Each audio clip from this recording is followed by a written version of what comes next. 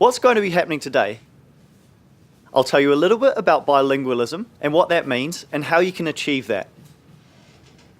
And then I'll ask the panel to introduce themselves, and then we'll ask some questions of them and ask them to share their views with us.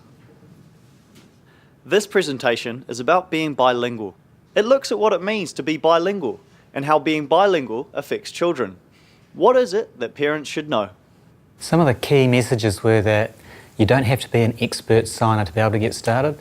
You should try and match your signing with what your baby is doing, what your children are doing at home, day-to-day sorts of things. So don't worry about being an expert. You'll learn and grow with your baby.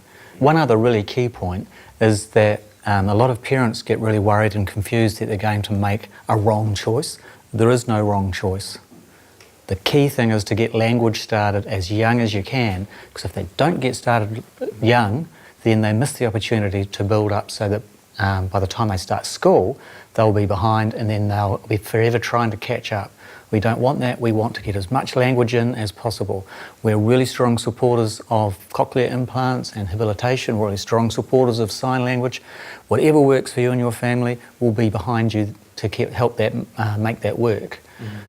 One word there, you see? Bimodal. You often see that term together with bilingual.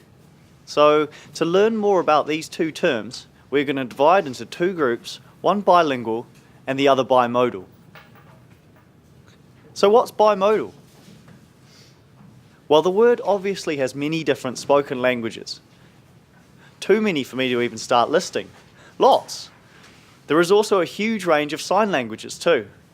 Bimodal means you can use both spoken language and signed language. So you can sign and you can speak.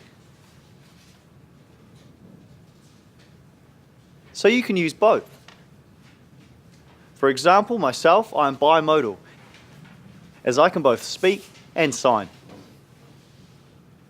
So for today, we're really talking about being able to speak and being able to sign. And any combination of those we are talking about today, and trying to explore how that works in families. This also means you are using both your left and right sides of your brain. Signing is visual, and so uses that part of the brain. Spoken language uses the auditory parts. Each mode uses a different part of the brain's function.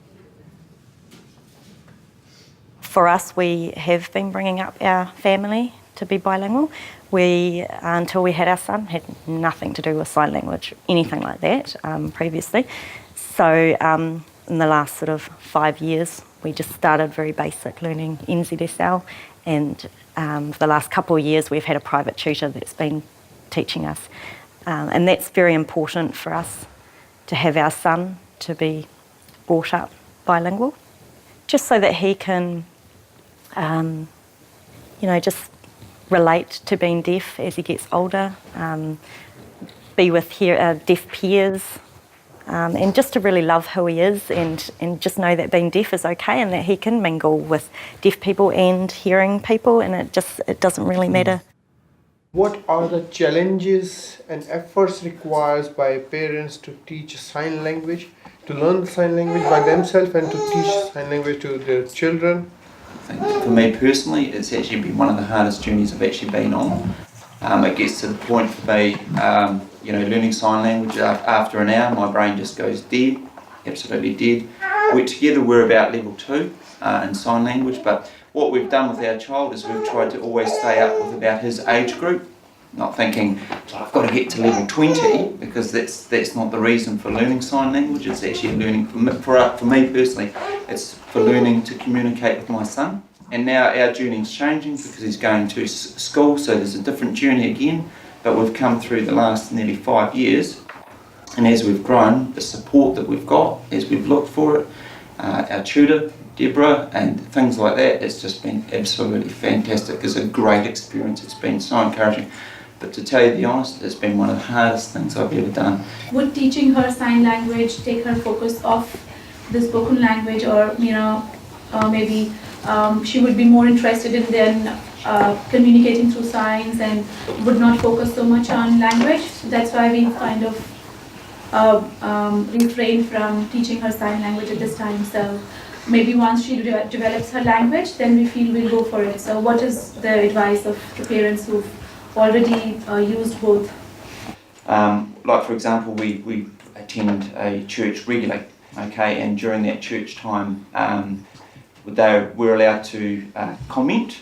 Okay, we do what we call Watchtower, so one of Jehovah's Witnesses, so there's a Watchtower study. Kids are allowed to comment out of an article that we might be discussing as a congregation. Now for Charlie to hear us properly, we have to actually literally shout at him. Okay, so can you answer this? What? Can you answer this? Everybody can hear you in the audience because he can't pick it up. Now, the hearing aids for Cochlear are a wee bit better than hearing aids, but if we sign it to him, he gets it. And he'll verbally say over a microphone at 4 years old. So for us, yeah, it doesn't supersede. He'll do what he wants to do. Simple as that. He chooses to use his voice on more occasions, and then at some stage he will sign. Even as we sit down as a family discussing things, sometimes he signs, sometimes he speaks. The ways to get around not being able to find, for example, community classes that suit a child or families with children, and ways to get around that. So there was one family that decided that they would have a tutor come to their home, and then other families would come and join them, and so that they could learn in an environment that was suitable, and what they were learning was catered directly to the families and children. So that sounded like a really good idea. Just to share with you, you can also go back and talk to your advisor on deaf children, and they can arrange the first signs class. They come to your place. They come over on the weekends, in the evenings. They come according to what suits you best, and yeah, they come to your home. You can invite your friends, your preschool teachers to your place, and you all can learn together, which is great. Yeah.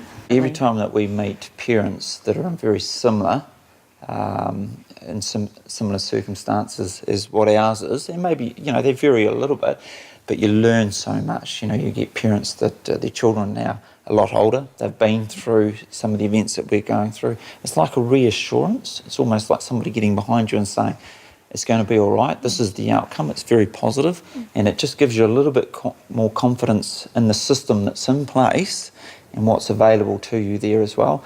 And also sharing your frustrations. There's the amount of parents that are really just frustrated, and angry about everything. And I feel that, we're kind of 5 years into our journey, and we were the parents who had the young baby who was newly diagnosed, and we knew nothing.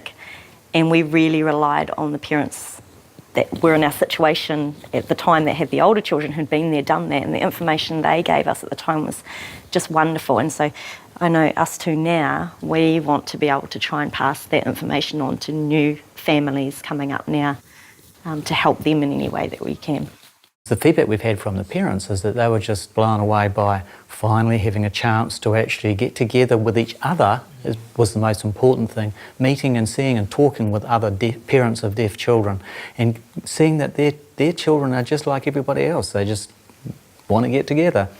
And for the parents to be able to meet with people who actually can set out information to help them make their decisions, that was another really important part of the weekend.